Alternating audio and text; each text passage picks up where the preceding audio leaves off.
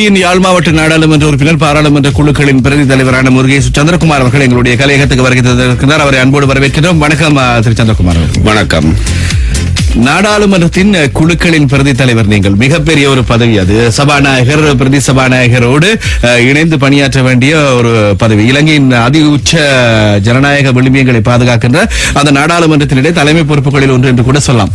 இரவு நேரத்தில் நாடாளுமன்றத்தில் தங்கி இருக்கலாமா? சிக்கலான கேள்வி. உண்மையிலேயே நாடாளுமன்ற நடைமுறையில் இது ஒரு புதிய அனுபவம்.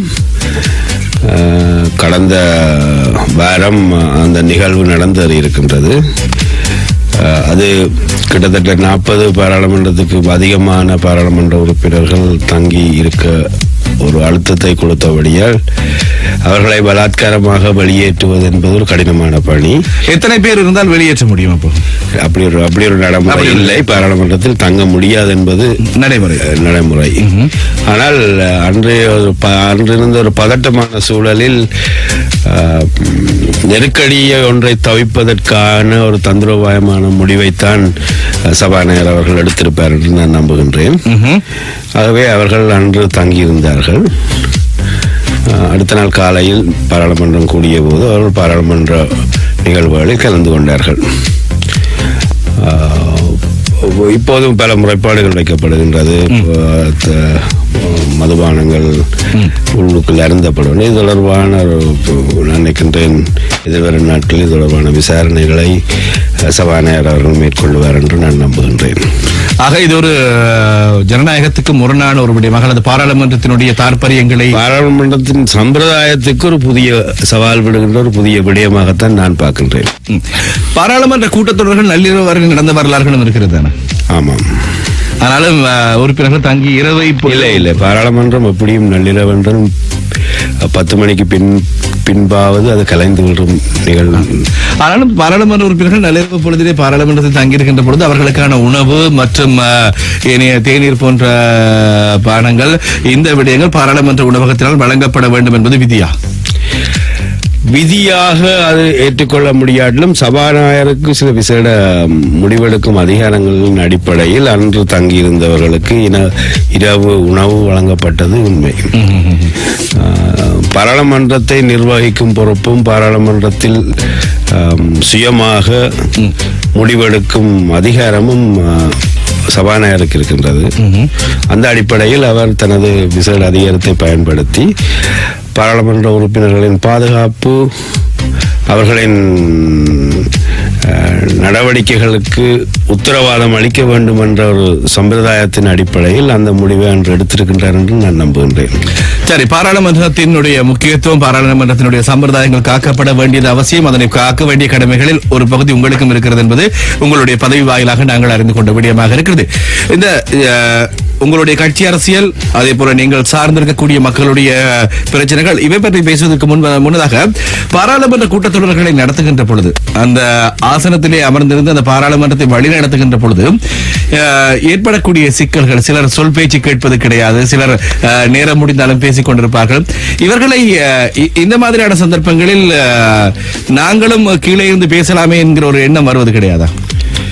நிச்சயமாக இருக்கும். ஆனால் அந்த ஆசனத்தில் நாங்கள் அமர்ந்து விட்டால் பாராளுமன்றத்தில் நடுநிலைமை தன்மையை பேண வேண்டும்.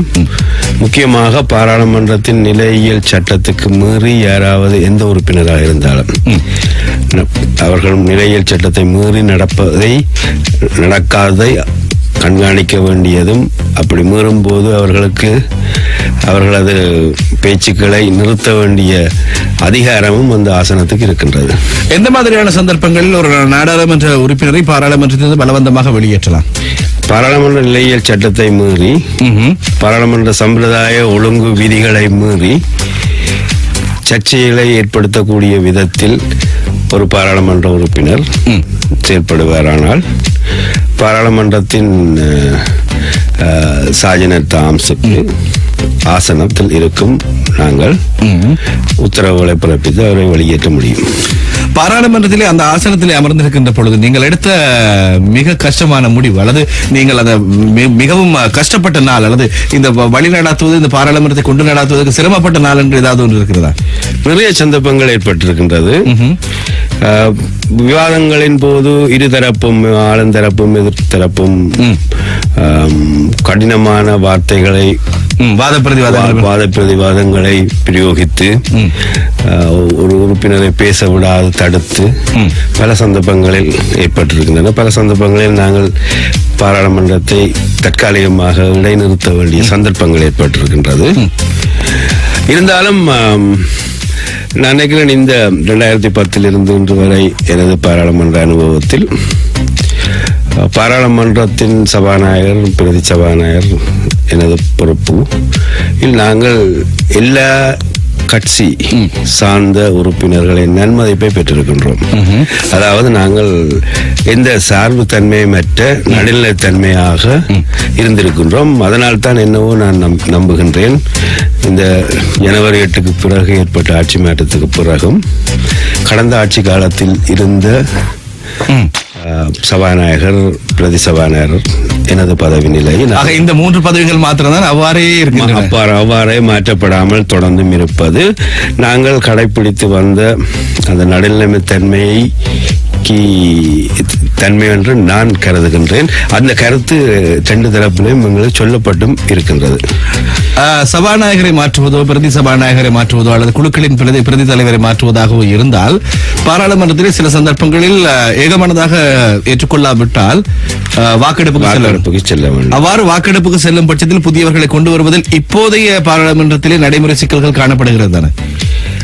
இப்போது இருக்கிற நிலைமையில் அந்த நடைமுறை சிக்கல் இருக்கத்தான் செய்யும் என்று நான் நம்புகின்றேன். அதுவும் ஒரு காரணமாக இருக்கலாம் தானே இந்த பதவிகளில் கை வைக்க. நான் நினைக்கின்றேன் இந்த ஜனவரி 8 பின்பு பாராளுமன்றம் புதிய ஆட்சி அதிகாரத்தை கைப்பற்றிய பின்பு சபாநாயகர்களும் அவர்களும் நாங்களும் உரிய ஜனாதிபதியை புதிதாக தெரிவு செய்யக்கூடிய ஜனாதிபதி நாங்கள் ராஜினாமா செய்ய வேண்டாம் என்ற ஒரு அறிவித்தல் எங்களுக்கு வழங்கப்பட்டது. அதன் அடிப்படையில் தான் நாங்கள் தொடர்கின்றோம். நாங்கள் ராஜினாமா செய்திருந்தால் அல்லது கேட்கப்பட்டிருந்தால் நினைக்கிறேன் அதை மாற்றுவதற்கு முதல் அப்படி ஒரு நடைமுறை தான் பின்பற்றப்பட்டிருக்கும். இந்த சபாநாயகரோ மற்ற பதவி நிலைகள் அவசியம் இல்லை என்று கருதும் போது எங்களிடம் ராஜினாமா செய்யும்படி கேட்கப்பட்டிருக்கும். ஆனால் அது கேட்கப்படவில்லை. சபாநாயகர் அவர்கள் ஜனாதிபதியிடம் கேட்டும் அவர்கள் அதை மறுத்து அதை செய்ய வேண்டாம், தொடர்ந்தும் இருக்க வேண்டும் என்று தங்களது விருப்பத்தை தெரிவித்திருந்தார்கள். அதன் அடிப்படையில் இன்று வரை தொடர்கின்றது. நான் நினைக்கிறேன் அது சர்ச்சையாக இப்போது இல்லை. ஆனால் பாராளுமன்றத்தை பொறுத்தளவுக்கு பெரும்பான்மை ஆதரவு கொண்ட கட்சி அல்லது அந்த கூட்டணியினுடைய உறுப்பினர் ஒருவர் தான் அல்லது அங்கீகாரம் பெற்ற ஒருவர் தான் பிரதமராக வர வேண்டும். ஆனால் இப்போதைய பாராளுமன்றத்தில் அப்படி இல்லையே. உண்மையிலே இது ஒரு இப்போதுள்ள ஒரு அரசியல் சூழல் ஒரு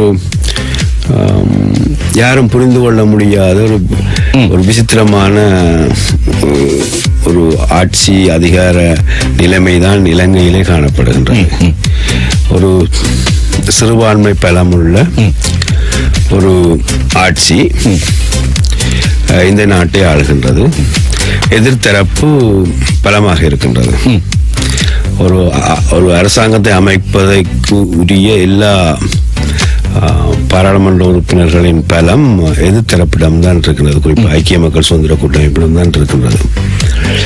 இருந்தாலும் ஜனவரி 8 மஹிந்த ராஜபக்ச முன்னைய ஜனாதிபதி அவர்கள் தேர்தலில் தோல்வியிட்ட பின்பு அவரது அரசாங்கம் புதிய ஒரு அரசாங்கம் அமைவதற்கு இடம் அளித்திருக்கின்றது. அந்த வகையில் தெரிவு செய்யப்பட்ட புதிய ஜனாதிபதி மைத்ரிபால சிறிசேனா அவர்கள் புதிய ஆட்சிக்கு சந்தர்ப்பம் வழங்கி இருக்கின்றார். இப்போது இருக்கக்கூடிய சிறுபான்மை பலம் கொண்ட ஆட்சிக்கு பெரும்பான்மை பலம் கொண்ட எதிர்கட்சி ஏதோ ஒரு அடிப்படையில், அது தேசிய அரசாங்கம் என்றும் கூறுகின்றார்கள், ஏதோ ஒரு அடிப்படையில் ஆதரவு அளித்து கொண்டிருக்கும் நிலைமை முரண்பட்ட தன்மைகளுக்குள் ஏதோ ஒரு ஒற்றுமை பேணப்படுகின்றது என்று நான் கருதுகின்றேன். பல முரண்பாடுகள் இருக்கின்றது. குறிப்பாக ஆட்சி மாற்றத்துக்கு பின்பு புதிய ஆட்சியாளர்களால் எதிர்த்தரப்பு அரசியல்வாதிகள் அல்லது பாராளுமன்ற உறுப்பினர்களுக்கு எதிராக எடுக்கும் கடும் போக்கான அல்லது அவர்கள் சொல்லுவது போல் அபகீர்த்தியை ஏற்படுத்தக்கூடிய விடயங்களை இருந்தும் கூடி இந்த ஆட்சி தக்க வைக்கப்பட்டு கொண்டுதான் செல்கின்றது. இருந்தா அண்மையிலே நிதி அமைச்சினால் கொண்டு வரப்பட்ட ஒரு மசோதா நிதி சட்ட மசோதா திரசேரி மசோதா ஒன்று தோற்கடிக்கப்பட்டது. இப்படியான நிகழ்வுகளும் நடந்து கொண்டிருக்கின்றது. ஆகவே ஒட்டுமொத்தமாக இந்த இலங்கை என்ற தேசம் ஒரு ஸ்திரத்தன்மையற்ற ஒரு அரசியல் நிலைமையும் ஆட்சி அதிகாரமும் காணப்படுவதை மக்கள் உணர்கின்றார்கள். அதனால் பல மக்கள் நலத்திட்டங்களை செயல்படுத்துவதும் மக்கள் ஆட்சியால் மக்களுக்கு நன்மைகள் கிடைக்கக்கூடிய பல விடயங்களும் கிடைக்காமல் போகும் நிலைமை காணப்படுகின்றது. வழக்கமாக எங்களுடைய நிகழ்ச்சிக்கு நாங்கள் அரசியல் தலைவர்களை அழைத்து வருகின்ற பொழுது அவர்கள் ஒரு கட்சியினுடைய தலைவராக இருப்பார்கள் அல்லது நாட்டில் இருந்திருக்கக்கூடிய ஒரு அமைச்சராக இருந்திருப்பார்கள். ஆகவே அந்த துறை சார்ந்த விடயங்களை அவர்களிடம் பேசக்கூடியதாக இருக்கும். ஆனால் இந்த நாட்டின் மிக உயரிய இடமான பாராளுமன்றம் பற்றி பேசுவதற்கான வாய்ப்புகள் எங்களுக்கு கிடைப்பது அரிது. ஒரு பாராளுமன்றத்தில் உயர் பதவியில் இருக்கக்கூடிய ஒரு அரசியல் பிரமுகரோடு பேசக்கூடிய வாய்ப்புகள் எங்களுக்கு கிடைப்பது அறிவாக இது சம்பந்தமான விவரங்களை தெரிந்து கொள்வதில் எங்களுடைய உறவுகளும் இதனிடத்தில் கேட்டுக்கொண்டிருப்பவர்களும் ஆர்வமாக இருப்பார்கள். காரணம், முருகேசு சந்திரகுமார் என்பவர் பாராளுமன்ற குழுக்களின் பிரதி தலைவர் என்பதன் காரணமாக அது பாராளுமன்றத்தின் 3வது பெரிய பதவி என்பதன் காரணமாகவும் இந்த விடயங்களை நாங்கள் உங்களிடமிருந்து அறிந்து கொள்ள ஆவலாக இருக்கின்றோம். பாராளுமன்றத்தில் ஒரு அரசாங்கம் ஆட்சி அமைக்கின்ற பொழுது அந்த அரசாங்கத்தினுடைய பெரும்பான்மை நிரூபிக்க வேண்டிய கட்டாயம் எப்போது வரும்? இல்ல, இன்றைய பாராளுமன்ற அங்கத்தவர்கள் 225 பேரில் 113 ஆசன பலம் உள்ள கட்சி ஆட்சி அமைக்கலாம். அந்த பலத்தை நிரூபிக்கும் கட்சிக்கு இப்போ உள்ள அரசியல் ஆனால் அது கொண்டு வரப்படவில்லை. நினைக்கின்ற சில வேளைகளில் ஒரு அழுத்தத்தை இணக்கப்பாடு கொண்டு வரப்படாமல் இருக்கலாம். இணக்கப்பாடு என்றதுக்கு அப்பால புதிய ஆட்சியாளர்களுக்கு ஒரு அழுத்தத்தை எங்களிடம் பலம் இருக்கின்றது என்பதை நினைவூட்டுவதற்காகவோ அல்லது சட்டம் ஒழுங்கு தொடர்பான அமைச்சர் என்ற வகையில் அரசியல் பழிவாங்கல்கள் இதுகளை தவிர்த்துக் கொள்ள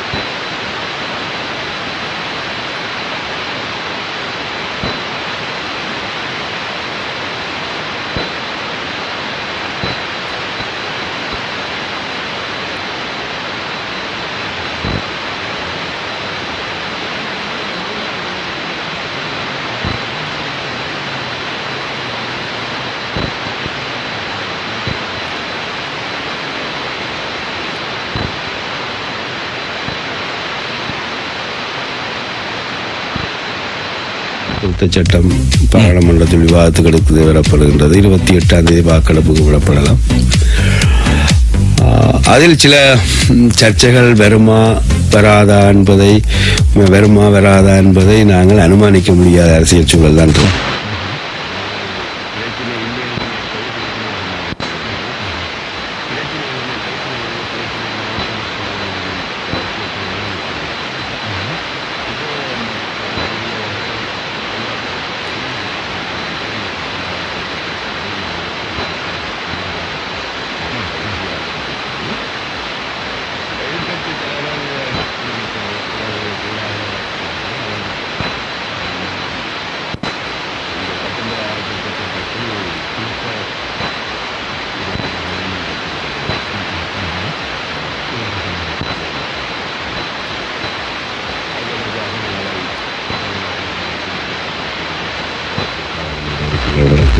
தெளிவுபடுத்தல் கூட்டம் ஒன்று நடைபெற இருக்கின்றது.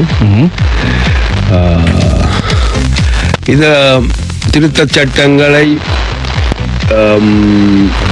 ரணில் அரசாங்கம் எப்படி பார்க்க போகின்றது சொல்லப்படவில்லை.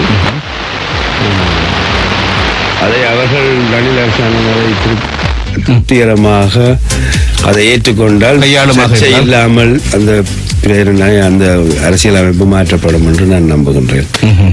இல்லை அந்த திருத்த சட்டத்தை நிராகரிக்கும் போக்கு கடைப்பிடிக்கப்பட்டால் சில நேரங்களில் நிறைவேற்றப்படாத சாத்தியக்கூறுகள் வரும்போது ரணில் ஏற்கனவே தெரிவித்தது போல் ரணில் அரசாங்கம் பிரதமர் இது நிறைவேற்றப்படாட்டில் நாங்கள் பாராளுமன்றத்தை கலைத்து விடுவோம். ஆனால் ஜனாதிபதி அவர்கள் வெளிப்படைத்தன்மையாக குறிப்பிட்டிருக்கின்றார், இந்த சட்டம் மூலம் மட்டுமல்ல 19 மட்டுமல்ல 20 திருத்த சட்டம் பின்புதான் பாராளுமன்றம் கலைக்கப்படும் என்று. ஆகவே 2 தலைவர்கள் பிரதமரும் ஜனாதிபதியும் ஒவ்வொருவரான கருத்துக்களை அப்பப்போ தெரிவித்து வருகின்றார்கள். அப்ப உண்மையிலே ஜனாதிபதி அவர்களுக்குத்தான் அந்த இப்போ உள்ள அரசியல் அமைப்பின் பிரகாரம் முழு அதிகாரம் இருக்கின்றது. ஆகவே இறுதி முடிவு எடுக்க வேண்டியது ஜனாதிபதி அவர்கள் தான். அப்போ ஸ்ரீலங்கா சுதந்திர கட்சிக்குள் அல்லது ஐக்கிய மக்கள் சுதந்திர கட்சி கூட்டமைப்புக்குள் 2 தரப்பான கருத்துக்கள் இருக்குது. ஒன்று உடனடியாகவே தேர்தலை முகம் கொடுக்க வேண்டும் என்று, இன்னொரு தரப்பு நினைக்கின்றார்கள் சில காலம் தாழ்த்தி தங்களுக்கு இப்போ உள்ள நிலைமையில் ஸ்ரீலங்கா சுதந்திர கட்சிக்குள் ஒரு முரண்பாடான நிலைமை தோன்றுவது ஐக்கிய தேசிய கட்சிக்கு வாய்ப்பாக போய்விடும் என்ற நிலைமையில் கட்சி ஒரு ஒற்றுமை தளத்தை அடைவதற்கு கால அவகாசம் சில பேர் எதிர்பார்க்கின்றார்கள். சில பேர் இந்த 100 நாள் திட்டம் மக்களின் எதிர்பார்ப்புகள் பூர்த்தி செய்யாத நிலைமை, கிராம மக்கள் மத்தியில் இன்னும் குறிப்பாக முன்னே ஜனாதிபதி அவர்களுக்கு இருக்கக்கூடிய பலமான ஆதரவு தளம், இவைகளை பயன்படுத்தி ஒரு அனுதாப தளமும் எல்லாத்தையும் பயன்படுத்தி மீண்டும் அதிகாரத்தை வரலாம் என்ற மனோநிலையும் இருக்கின்றது. தரப்பினரும் இருக்கின்றது. ஆகவே இந்த என்ன விடயமும் என்னால் எதிர்ப்பு கூற முடியாத ஒரு அரசியல் சூழல் இருக்கின்றது.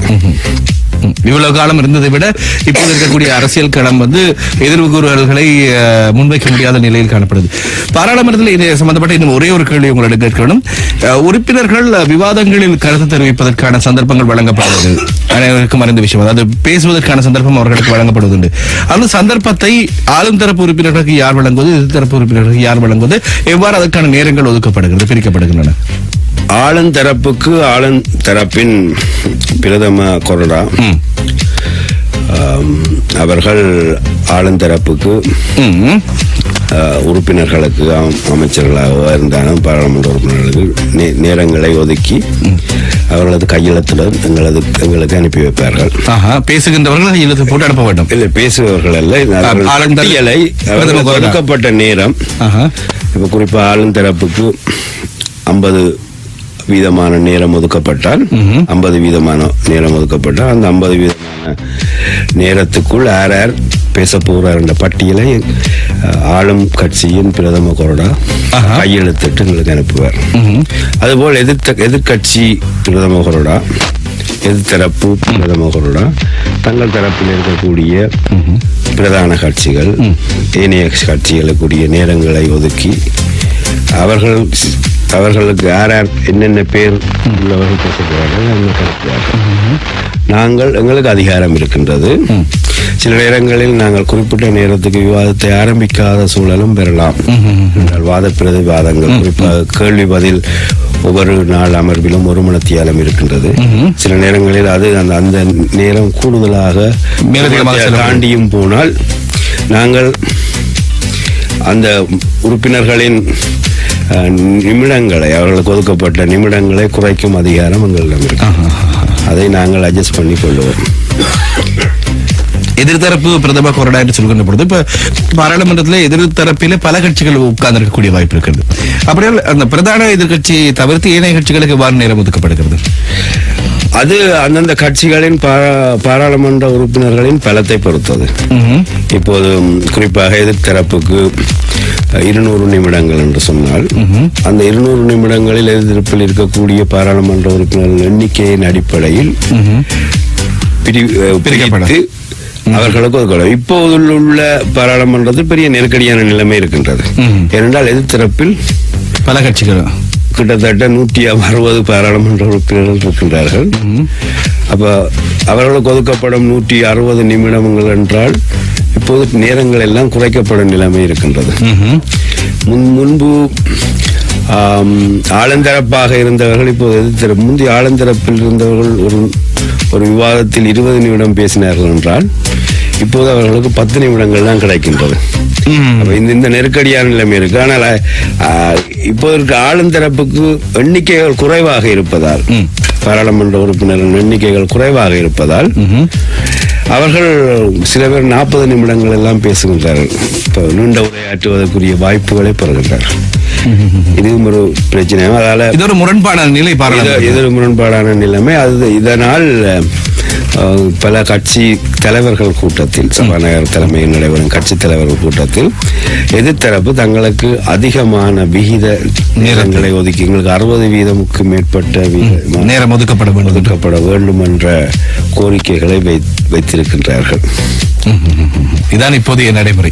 சரி, பாராளுமன்றம் பற்றி பல விஷயங்களை பாராளுமன்றத்தினுடைய குழுக்களின் பிரதி தலைவர் முருகேசு சந்திரகுமார் அவர்களிடமிருந்து நாங்கள் கேட்டு அறிந்து கொள்ளக்கூடியதாக இருந்தது. இந்த தகவல்களை வழங்கியமைக்கு உங்களுக்கு எங்களுடைய மனமார்ந்த நன்றிகள். பாராளுமன்றம் சம்பந்தமாக நிறைய விடயங்களை நாங்கள் அறிவது கிடையாது. பாராளுமன்றத்துக்கான தேர்தல் வருகின்ற பொழுது உறுப்பினர்களை தெரிவு செய்கின்றோம், அனுப்பி வைக்கின்றோம். அங்க இருக்கக்கூடிய நடைமுறை பற்றி முதல் தடவையாக வானொலி ஒன்றினுடைய இந்த நிலைமையை புரிந்து கொண்டுதான் பாராளுமன்றத்தின் நிகழ்ச்சிகளை மக்களும் வாக்காளர்கள் குறிப்பாக அறிந்து கொள்ள வேண்டும் என்ற அடிப்படையில் நேரடி ஒளிபரப்பு செய்யப்பட்டுக் கொண்டிருக்கின்றது இப்போது. ஆனால் பல மக்களுக்கு தெரிவதில்லை. ஆனால் மக்கள் உண்மையாக இந்தியா போன்ற நாடுகளில் எங்களது பிரதிநிதிகள் அங்கு என்ன செய்கின்றார்கள் என்பதை மக்கள் அறியக்கூடிய வாய்ப்பு ஏற்படும். அது மாதிரி இந்த நாட்டிலேயும் உருவாக்கப்பட்டிருக்கின்றது. எந்த அலைவரிசையினூடாக அது பியோ சேனல் என்று சேனல் கூடாக அது இப்போது ஒளிபரப்பாகிக் கொண்டிருக்கு. நேரடி ஒளிபரப்பு அல்லது பாராளுமன்ற இணையதளத்தில் சென்று சில நிமிடங்களுக்கு பிறகு அந்த பாராளுமன்ற உறுப்பினர் நிகழ்வு அவர் ஆற்றிய உரையோ அல்லது அங்கு நடந்தது என்பதை மக்கள் அறிந்து கொள்ளக்கூடிய வாய்ப்பு இருக்கின்றது. நிச்சயமாக மக்கள் தங்களது பிரதிநிதிகள் என்ன செய்கின்றார்கள் என்பதை அறிய வேண்டும். பல சந்தர்ப்பங்களில் நாங்கள் பாராளுமன்ற உறுப்பினர்களை ஒழுக்கங்களை சொல்ல வேண்டிய நிலை வருகின்றது. ஏனென்றால் பாராளுமன்ற அமர்வின் போது பாடசாலை மாணவர்கள் பாராளுமன்ற கேலரியில் இருந்து நீண்ட நேரம் எங்களது தலைவர்கள் என்ன செய்கின்றார்கள் என்று பார்க்கின்றார்கள். இப்படியா என்று ஆதங்கப்பட்டு பேசியிருக்கின்றார்கள். நேரடி ஒளிபரப்பில் பார்த்த மக்கள் அதிர்ச்சி அடைஞ்சிருக்கின்றார்கள். ஏனென்றால் சில அமர்வின் போது பாராளுமன்றத்தில் கோரம் இல்லாமல் பல சந்தர்ப்பங்களில் கோரம் கேட்கப்பட்டு கோரம் எடுத்து கோரம் இல்லாமல் பாராளுமன்றம் கலைக்கப்பட்ட பாராளுமன்றத்தில் கோரம் என்பது 225 பேரில் எத்தனை பேர்? 20 பேர் கண்டிப்பாக 10% குறைவாகத்தான். 10% குறைவாக இருக்க வேண்டும். பல சந்தர்ப்பங்களில் அப்படி சில சந்தர்ப்பங்களில் உறுப்பினர்களால் அது எதிர்த்தரப்போ ஆளுந்தரப்போ கொண்டு ஆளுந்தரப்பு கோரத்தை கேட்டு கோரம் இல்லாமலும் பாராளுமன்றம் ஒத்திவைக்கப்பட வேண்டிய சந்தர்ப்பங்கள் ஏற்பட்டிருக்கின்றன. சில சமயங்களில் 10% உறுப்பினர்கள் கூட சபைக்கு வருவதில்லை. சந்தர்ப்பங்களில் அந்த ஒத்திவைப்பு பிரேரணைகள் வரும் 1 மணித்தியாலம் மாலை நேரங்களில் பாராளுமன்றம் ஒத்திவைக்கும் சந்தர்ப்பங்களில் 1 மணித்தியால விவாதங்கள் நடக்கும். சில நேரங்கள் முக்கியமான விடயமாக இருந்தால் 3 மணித்தியாலம் 4 மணித்தியாலம் அதுக்கு மேற்பட்ட மணித்தியாலங்களும் ஒத்திவைப்பு பிரேரணை நடந்திருக்கின்றது. அப்போது அது 2 தரப்பும் கொண்டு வரும். ஆளுந்தரப்பும் ஒத்திவைப்பு பிரேரணை கொண்டு வரும், எதிர்த்தரப்பும் கொண்டு வரும்.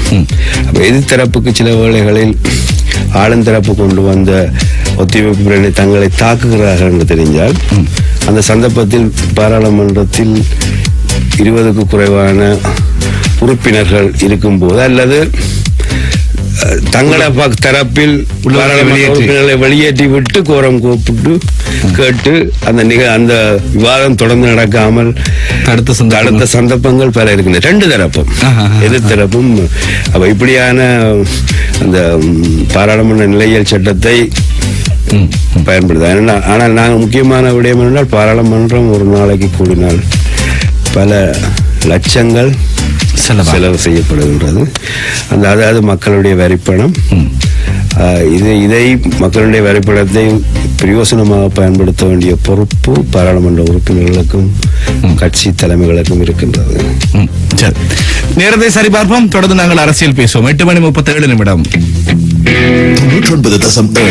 யாழ்ப்பாணம் 99.5 குமார் அவர்கள் ஏராளமான விஷயங்களை அவரிடம் பேச வேண்டும். பாராளுமன்ற நடைமுறைகள் பற்றி ஆரம்பத்திலே பேசி அறியாதவற்றையும் அறிந்து கொள்ளக்கூடியதாக இருந்தது எங்களுக்கு. சரி, அரசியல் ரீதியாக நாங்கள் சில விஷயங்களை உங்களிடம் அறிந்து கொள்ள ஆசைப்படுகின்றோம்.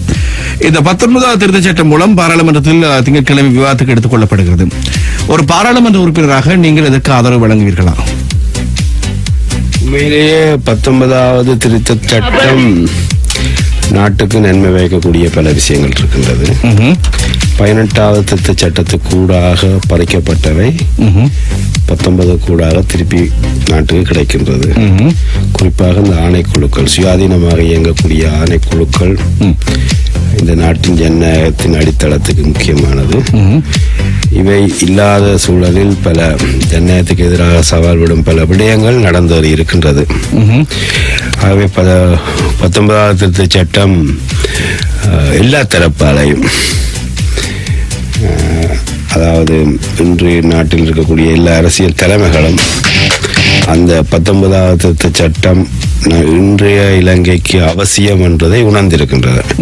இந்த திருத்தச் சட்டத்தை இல்லாமல் ஆணைக்குழுக்கள், சுயாதீனமான ஆணைக்குழுக்கள், மற்றது ஜனாதிபதிக்கான விசேட அதிகாரங்கள் ஆதரித்தவர்கள் கூடி இப்போது மாற்றம் ஏற்படுத்தப்பட வேண்டும், அதிகாரங்கள் மட்டுப்படுத்தப்பட வேண்டும் என்ற விடயத்தை ஏற்றுக்கொண்டிருக்கும் ஒரு ஒருமித்த கருத்து சூழல் நாட்டிலே உருவாகியிருக்கின்றது.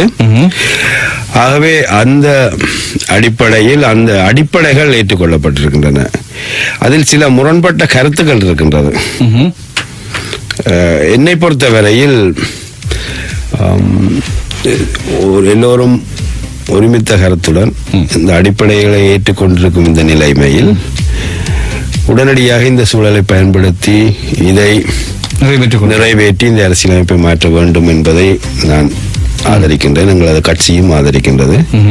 எங்களோட கட்சியும் கூடி சில திருத்த மசோதாக்களை வழங்கி இருக்கின்றது, முன்மொழிவுகளை வழங்கி இருக்கின்றது. என்ன மாதிரியான முன்மொழிவுகள்? அதில் குறிப்பாக அரசியலமைப்பு பேரவையில் சிறுபான்மை சமூகத்தின் பிரதிநிதித்துவத்தின் உறுதிப்படுத்தல் பெற வேண்டும் என்பதை நாங்கள் வலியுறுத்தி இருக்கின்றோம். தமிழ் முஸ்லிம் பிரதிநிதி இருக்க வேண்டும். அதேவேளை ஆணைக்குழுக்களுக்கு உறுப்பினர்களை ஜனாதிபதி அவர்கள் தெரிவு செய்யும் போது தலைவராக இருந்தால் என்ன, உறுப்பினர்களாக இருந்தால் என்ன, இப்போது குறிப்பிடப்பட்ட முகத்தன்மை என்று குறிப்பிடப்பட்டிருக்கிறது, அந்த பதத்தை நீக்கிவிட்டு இனவீதாசார அடிப்படையில் வழங்கப்பட வேண்டும் என்பதை நாங்கள் வலியுறுத்தினோம். கிட்டத்தட்ட அதை ஏற்றுக்கொள்ளப்பட்டிருக்கின்றது. அதுபோல தேர்தல் ஆணையாளருக்கு சில விசேட அதிகாரங்கள், தேர்தலில் வன்முறைகள் அதிகரித்து போகும் போது தேர்தல் ஆணையாளருக்கோ அல்லது ஆணைக்குழுக்கோ அதை கட்டுப்படுத்துவதற்குரிய விசேட அதிகாரங்கள் வழங்கப்பட வேண்டும் என்பதை நாங்கள் வலியுறுத்தி இருக்கின்றோம்.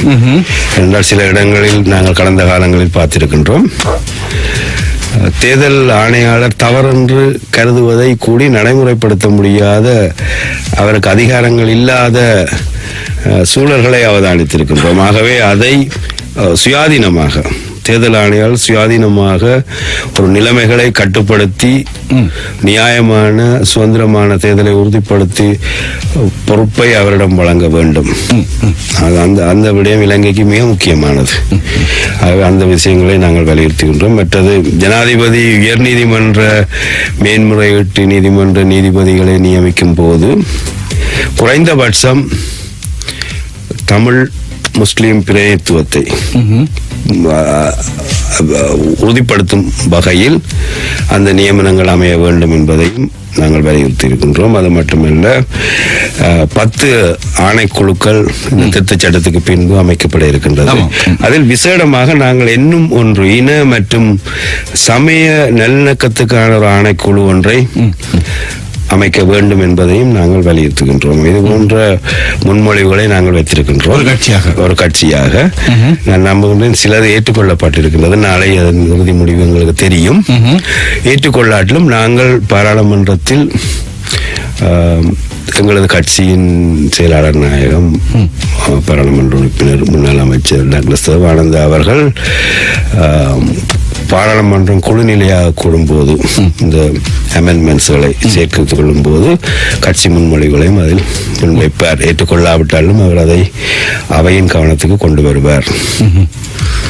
இந்த சுயாதீன ஆணைக்குழுக்கள் நியமிப்பது தொடர்பாக பல தடவைகள் பேசப்பட்டிருக்கின்றன. ஆனாலும் இந்த நாட்டிலே இருக்கக்கூடிய இந்த அரசியல் சூழ்நிலையின் அடிப்படையில், அரசியல் கலாச்சாரத்தின் அடிப்படையில் திணைக்களங்கள், கூட்டுத்தாபனங்கள் இவற்றுக்கான தலைவர்களை தெரிவு செய்கின்ற பொழுது கூட அந்தந்த காலகட்டத்தில் ஆட்சியில் இருக்கக்கூடியவர்கள் தங்களுடைய நெருக்கமானவர்களை, தங்களுடைய கட்சியோடு இணைந்திருக்கக்கூடியவர்களை தான் அந்த பொறுப்புகளுக்கு நியமிக்கின்றார்கள். இதே மாதிரியான ஒரு சூழ்நிலை இந்த சுயாதீன ஆணைக்குழுக்களுக்கு ஏற்படாதா? அதான் இது தொடர்பாக பேசப்பட்டது. சுயாதீன குழுக்களில், ஆணைக்குழுக்களில் மக்கள் பிரதிநிதிகளுக்கும் வாய்ப்பளிக்கப்பட வேண்டும், மற்ற துறை சார்ந்தவர்களுக்கும் வாய்ப்பளிக்கப்பட வேண்டும் என்ற கருத்து முன்வைக்கப்பட்டிருக்கிறது. இது இந்த திருத்த சட்டம் மூலம் விவாதிக்கும். இலங்கையின் வரலாற்றில் அது வெளிநாட்டு தூதுவர்களை நியமிப்பதாக இருந்தால் என்ன, கூட்டுத்தாபனங்களின் தலைவர்களை நியமிப்பதாக இருந்தால் என்ன, அது ஒரு அரசியல் ரீதியாக அதிகாரத்தில் உள்ள கட்சிகள் தங்களது கட்சியைச் சேர்ந்த மூத்த சிரேஷ்ட உறுப்பினர்களுக்கு அந்த வாய்ப்பை வழங்க வேண்டும் என்ற ஒரு கடமை நிமித்தம் அது நடைபெறுவது ஒரு வழக்கமாகிவிட்டது. நான் நினைக்கின்றேன் இனி அந்த நிலைமைகள் மாற்றப்படும் என்று நான் நம்புகின்றேன். இந்த ஆணைக்குழுக்களுக்கு உறுப்பினர்களை, தலைவர்களை தெரிவு செய்வதில் ஏதேனும் விசேட நடைமுறைகள் இந்த அரசியலமைப்பின் ஊடாக உள்வாங்கப்படக்கூடிய வாய்ப்புகள் இருக்கிறதா? அல்லது சில நான் முழுமையாக இன்னும் அதை படித்து முடிக்கவில்லை. ஆனால் சில விடயங்களில் அது சொல்லப்பட்டிருக்கின்றது. இந்த ஆணைக்குழுக்களில் யார் யார் என்ன தகமைகளுடன் உள்ளவர்கள் இந்த ஆணைக்குழுவில் அங்கம் வகிக்கலாம், தலைவராகவோ உறுப்பினர்களாகவோ அங்கம் வகிக்கலாம் என்ற அந்த தொழில்துறை சார்ந்தவர்களுக்குத்தான் முக்கியத்துவம் வழங்க வேண்டும் என்ற விடயம் அங்கே கோடிட்டு காட்டப்பட்டிருக்கின்றது. ஆனால் அதை நடைமுறையில் பின்பற்றுபவர்கள் அதிகாரத்தில் இருப்பவர்கள். தற்போது கூட அவ்வாறான நியமனங்கள் வழங்கப்பட்டிருப்பதை நாங்கள் காணலாம். தற்போது மாத்திரமல்ல, எப்போதுமே அவ்வாறு தான் நடந்திருக்கிறது. இப்போது கூட சட்டத்தரணிகள் சங்கத்தினுடைய தலைவராக இருந்தவர் ஆட்சி மாற்றத்துக்கு ஏராளமான ஒத்துழைப்புகளை வழங்கியவரை முதலீட்டு சபையின் தலைவராக நியமித்தார்கள். அதே போல இன்னும் பலர் அவ்வாறு பொறுப்புகளுக்கு நியமிக்கப்பட்டிருக்கிறார்கள். இதே மாதிரியான ஒரு நிலை தங்களுக்கு ஆதரவான சட்டத்தரணிகளையும், தங்களுக்கு ஆதரவான உயர் தொழில் புரிகின்றவர்களையும் இந்த ஆணைக்குழுக்களுக்கு நியமிக்கும் பட்சத்திலே மக்களுடைய எதிர்பார்ப்புகள் வீணடிக்கப்படக்கூடிய வாய்ப்புகள் நிச்சயமாக மக்கள் மாற்றத்தை விரும்புகின்றார்கள். இப்போதுள்ள இளம் தலைமுறை கடந்த காலத்தில் பின்பற்றப்பட்டு வந்த ஒரு அரசியல் சார்பு நிர்வாக கட்டமைப்பை இல்லாமலாக்கி சுயாதீனமான கட்டமைப்புகளை உருவாக்க வேண்டும் என்று குறிப்பாக ஊடகங்கள் மக்களுக்கு விழிப்புணர்வை ஊட்டிக் கொண்டிருக்கின்றது. ஆகவே இந்த மக்களின் அபிலாசை, மக்கள் மாற்றத்துக்காக சிந்திக்கும் தன்மையை புரிந்து கொண்டு அதிகாரத்தில் இருப்பவர்கள் செயல்படும் போதுதான் உண்மையிலேயே நாட்டுக்கும் நல்லது, நாட்டின் வளர்ச்சிக்கும்.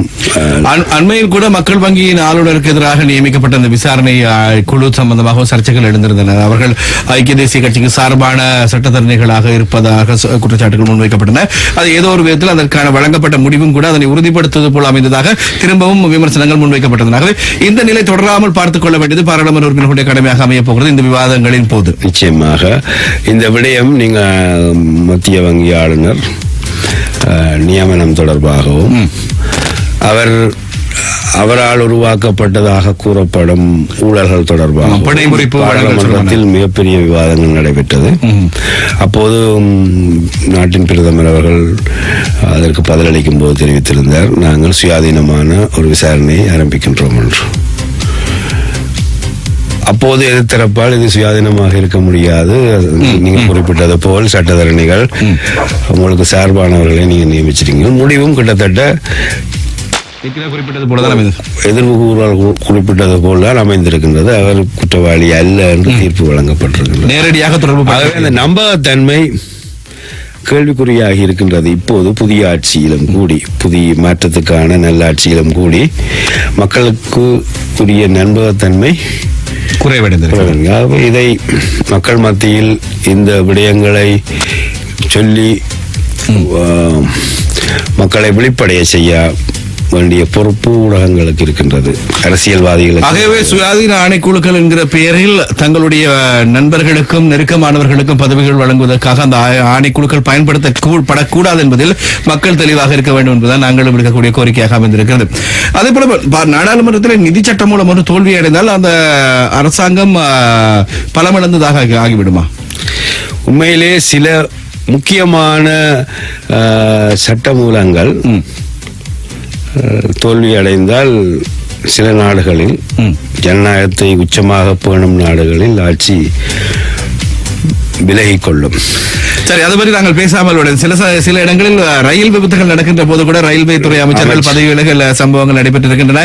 தென்கொரியாவிலே பிரதமருக்கு எதிரான ஊழல் குற்றச்சாட்டுகள் முன்வைக்கின்ற பொழுது அவர் ராஜினாமா கடிதம் கொடுத்து அதற்கான வாய்ப்புகளை வழங்கியிருக்கின்ற விசாரணை மேற்கொள்ள. சரி, இதற்கும் குறிப்பாக நான் நிதி சட்டம் மூலம் முக்கியமானது. சில மசோதாக்கள் சில நேரங்களில் தோற்கடிக்கப்படலாம், அது ஒரு பெரிய விடயங்கள் இல்லை. பெரிய அதிமுக்கியத்துவம் வாய்ந்த அதிமுக்கியத்துவம் இல்லாத சட்ட மூலங்கள் தோற்கடிக்கப்பட்டால் திருப்பியும் கொண்டு வந்துடலாம். அது ஒரு மக்கள் மத்தியில் ஒரு பெருசாக பார்க்கப்படுவதில்லை, அரசியல் அவதானிகள் அதை பெரிதுபடுத்துவதில்லை. ஆனால் நிதி சட்டம் ஒன்று தோற்கடிக்கப்பட்டால் அது ஒரு முக்கியமான விடயம் என்று எல்லோரும் கருதுவார்கள். ஆனால் இங்கு அது பொருட்படுத்தப்படுவதாக இல்லை. சரி, அதுவும் ஒரு ஜனநாயகம். இதற்கு முன்பு நிதி சட்டங்கள் அவ்வாறு தோல்வி அடைந்ததாக பார்த்ததும் கிடையாது. ஆனால் முதல் தெளிவாக நிதி சட்டம் ஒன்று தோல்வி அடைந்தாலும் அதற்கு பொறுப்பு கூறுவதற்கு அவர்கள் தவறி இருக்கின்றார்கள். எனக்கு அரசியல் ஞாபகப்படி அமெரிக்காவிலே அதிபர் பராக் ஒபாமா கொண்டு வந்த இந்த சுகாதார காப்புறுதி தொடர்பான ஒரு மசோதா செனட்டிலே தோற்கடிக்கப்பட்டது. அது வந்து சாதாரண ஒரு மசோதா. அதற்கு பிறகு அதில் திருத்தங்களை மேற்கொண்டு மீண்டும் அதனை நடைமுறைப்படுத்துவதற்கு அவர்கள் முயற்சி செய்தார்கள். ஆனால் நிதி சட்டம் ஒன்று தோல்வி அடைந்தால் மேலத்திய நாடுகளிலும் சரி, ஜனநாயக விளிம்பியங்கள் பாதுகாக்கப்படும் நாடுகளிலும் சரி, அந்த அரசாங்கம் அதற்கான நடவடிக்கைகளை சரியான முறையில் எடுத்திருக்கும். ஆனால் இங்கு அது நடைபெறவில்லை. சரி, நாங்கள் குறிப்பாக பல விஷயங்களை பேச வேண்டும் என்கிற எண்ணத்தோடு இன்றைய நிகழ்ச்சி ஆரம்பித்திருக்கிறோம். வடபகுதி அரசியலில் இபிடிபி அல்லது ஈழ மக்கள் ஜனநாயக கட்சி என்று சொல்லக்கூடிய உங்களுடைய கட்சி அன்று முதல் மிகப்பெரிய பாத்திரத்தை வகித்து வருகிறது. 94ஆம் ஆண்டு நீங்கள் ஏற்கனவே குறிப்பிட்டது போல 9 உறுப்பினர்களோடு பாராளுமன்றத்துக்கு வந்து ஆட்சியை நிர்ணயிக்கக்கூடிய ஒரு கட்சியாக அமைந்திருந்தது. அன்று முதல் உங்களுடைய கட்சியின் தலைவர் அமைச்சராக இருந்திருக்கின்றார். பல விடயங்கள் முன்னெடுக்கப்பட்டிருக்கின்றன. 30 வருட கால யுத்தம் முடிவுக்கு வந்ததன் பின்னர் கூட அபிவிருத்தி திட்டங்களுக்கு உங்களுடைய பங்களிப்பு காணப்பட்டது. இப்போது உங்களுடைய கட்சியின் சார்பில் உங்களுடைய தலைவர் ஒரு அமைச்சர் கிடையாது. இருப்பினும் நீங்கள் முன்னெடுத்து சென்ற திட்டங்கள் இப்போது முன்னெடுக்கப்படுகிறதா? இதுல நான் பதில் சொல்றேன்னா உங்களோட கேள்விக்கு உடனடியாக பதில் சொல்லாமல் சில பேக்ரவுண்ட் சொல்ல வேண்டும். நாங்கள் 94ஆம் ஆண்டிலிருந்து தேர்தல் ஜனநாயக அரசியலில் அங்கம் வகிக்கும் ஒரு கட்சியாக இருக்கின்றோம். கிட்டத்தட்ட 21 வருஷம் எங்களது கட்சியின் செயலாளர் நாயகம் தொடர் டாக்டர் சிவானந்தா அவர்கள் 21 வருஷம் பாராளுமன்ற உறுப்பினராக இருக்கின்றார். பல அரசுகளுடன் இணைந்து வேலை செய்திருக்கின்றோம். ஆனாலும்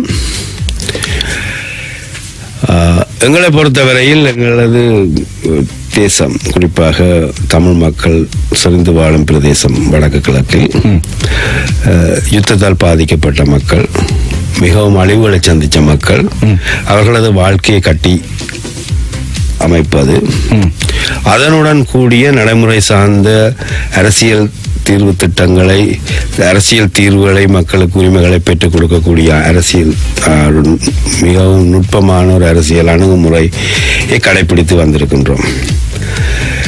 இது கடும் போக்கு அரசியல் புரியும் குறிப்பாக தமிழ் தேசிய கூட்டமைப்பு அவர்களுக்கு இதை அவர்கள்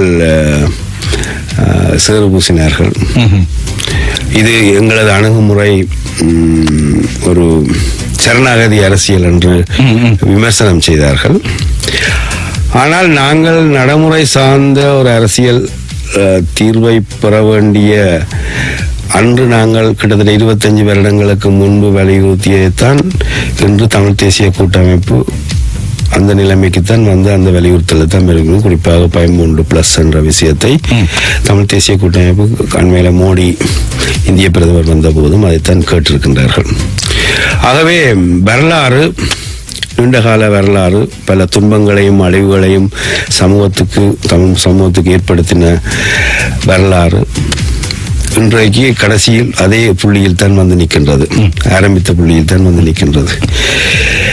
எங்கள் மக்கள் போர்னால பாதிக்கப்பட்டிருக்கின்றார்கள். நிறைய அழிவுகளை சந்திச்சிருக்கின்றார்கள். குறிப்பாக யாழ்ப்பாணம் 95ஆம் ஆண்டு விடுவிக்கப்பட்டாலும் வன்னி பகுதி 2009ஆம் ஆண்டு தான் விடுவிக்கப்பட்டது. வன்னி பகுதியில் கிட்டத்தட்ட முழு பிரதேசமுமே அழிந்து போனது.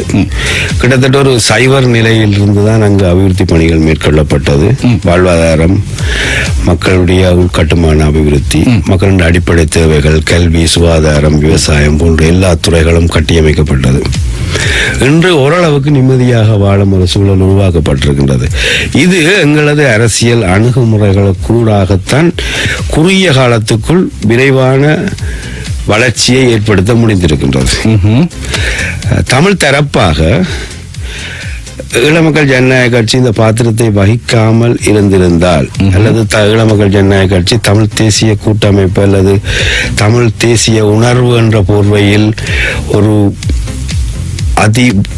எதிர்ப்பு அரசியல் நிலைமையை நாங்களும் பின்பற்றி வாக்குகளை பெறுவதற்காக செய்திருந்தால், இணக்க அரசியலை விட்டு விலகி இருந்தால், இணக்க அரசியலை விட்டு வெளியே வந்து முரண்பாட்டு அரசியல் தான் வாக்குகளை பெற்றுத்தரும் என்ற அரசியல் அணுகுமுறையை நாங்களும் பின்பற்றி இருந்தால் இவ்வளவு விரைவான மாற்றத்தை தமிழ் மக்களுக்கு ஏற்படுத்தி இருக்க முடியாது என்பது எனது கருத்து.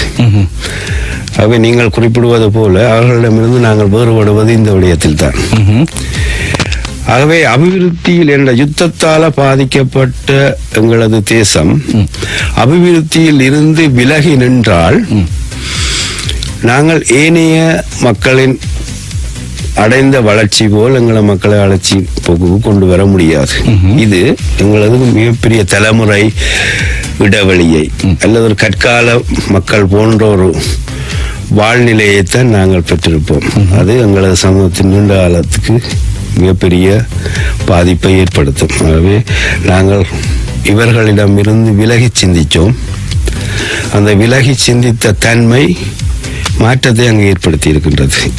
இது நான் சொல்வதால் யுத்தத்தால் பாதிக்கப்பட்ட எங்களது தேசம் முழுமையாக எல்லாத்தையும் பெற்றுவிட்டது என்று நான் சொல்ல வரவில்லை. இன்னும் பல தேவைகளுடன் தான் அங்கு மக்கள் வாழ்கின்றார்கள். ஆனால் இப்போது பூஜ்ஜியத்தில் இல்லை. ஒரு இலக்கை அடைந்து விட்டார்கள். ஆனால் தொடர்ச்சியான தேவைகளை பூர்த்தி செய்ய வேண்டிய அபிவிருத்தி அவர்களுக்கு தேவையாக இருக்கின்றது. ஆகவே தமிழ் மக்கள், யுத்தத்தால் பாதிக்கப்பட்ட வடகிழக்கு தமிழ் மக்கள் அபிவிருத்தியில் இருந்து விலகி நிற்க முடியாது. அரசியல் உரிமைக்கான முன்னெடுப்புகள் செய்யப்பட வேண்டும் என்பதை நான் மறக்கவில்லை. சமகாலத்தில் அபிவிருத்தி பற்றியும் மக்களுடைய மேம்பாடு பற்றியும் சிந்திக்கும் போக்கு தமிழ் அரசியல் கலாச்சாரத்தில் உருவாக்கப்படாத வரை தமிழ் மக்கள் முன்னேற்ற சமநிலை தென்னிலங்கை போல் சமநிலைக்கு வருவது கடினமானது. ஆகவே வடபகுதியை பொறுத்தளவுக்கு மக்களுடைய சிந்தனைகள் அபிவிருத்தி பக்கமும் இருக்க வேண்டும் என்பது உங்களுடைய கோரிக்கையாக அமைந்திருக்கிறது. சரி, ஏற்கனவே கேட்ட விஷயத்தை மீண்டும் ஞாபகப்படுத்துகிறேன். அதாவது நீங்கள் முன்னெடுத்து சென்ற அந்த பூஜ்ஜியத்திலிருந்து நீங்கள் மேலே கட்டி எழுப்பிய அந்த நிலை இந்த 100 நாட்களில் தொடர்ந்து சென்றதா? இல்லை, நிச்சயமாக இல்லை. அந்த உறுதிமொழி கூடி ஜனாதிபதி தேர்தல் காலத்தில் வழங்கப்படவும் இல்லை. வென்ற மைத்திரிபால சிறிசேன ஜனாதிபதி அவர்கள் அபிவிருத்தி செய்வோம் என்று எங்கேயும் சொல்லவில்லை. அவர்களுடைய தேர்தல் விஞ்ஞாபனத்தில் அப்படி ஒன்றும் இருக்க இல்லை. ஊழல் மோசடிகளுக்கு எதிராக ஆனால் எதிர்பார்ப்பு இருந்தது மக்களிடம். நாங்களும் சொல்லியிருந்தோம், கடந்த காலங்களில் முன்னெடுக்கப்படும் அபிவிருத்திகள் எந்த தங்கு தடையின்றி தொடர்ந்து முன்னெடுக்கப்படும் போதுதான் நாங்கள் அழிவில் இருந்து மீளலாம். அதாவது தமிழ் மக்களை பொறுத்தவரையில் யுத்தத்தால் பாதிக்கப்பட்ட மக்கள் பொறுத்த ஒரு மனத்தியாலம் கூடி அபிவிருத்தி பணிகளில் இருந்து விலகி நிற்க முடியாது. அது முன்னெடுக்கப்பட்ட கட்டி வளர்க்கப்பட்ட மக்களுடைய நம்பிக்கை சிதறடிக்கும். ஆனால் இன்று நாங்கள் அந்த எதிர்பார்ப்பு இந்த 100 நாளுக்குள் எதுவும் நடக்கவில்லை. குறிப்பாக நீண்ட காலமாக சிறையில் வாடும் இளைஞர்கள் விடுவிக்கப்படுவார்கள். என்று சொல்லப்பட்டது. காணாமல் போன ஆயிரக்கணக்கான உறவுகளுக்கு ஒரு விடிவு கிடைக்கும், அவர்கள் எங்கே என்ன என்ற கேள்விக்கு பதில் கிடைக்கும் என்ற எதிர்பார்ப்பு இருந்தது. அந்த நம்பிக்கை கொடுக்கப்பட்டது.